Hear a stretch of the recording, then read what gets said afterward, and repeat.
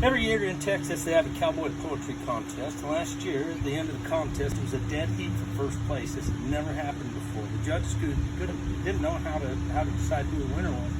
So they had a little meeting, and one of the judges suggested that they give both contestants the same word, give 5 minutes to write a poem on it, and one that writes the best poem wins.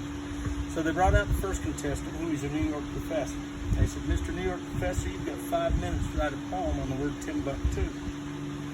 So the New York professor sat down. He started thinking. Pretty soon he thought he had it figured out. So he says, "I've got it." They said, "Let's hear it." He stepped up to the microphone. A hush fell over the crowd.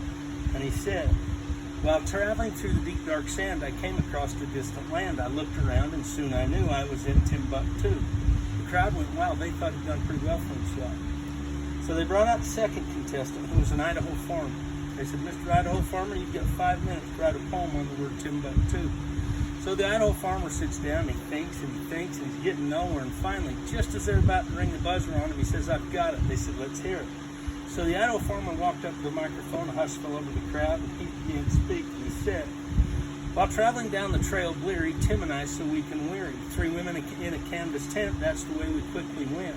They being 3 and we being 2, I bucked 1 and Tim bucked 2.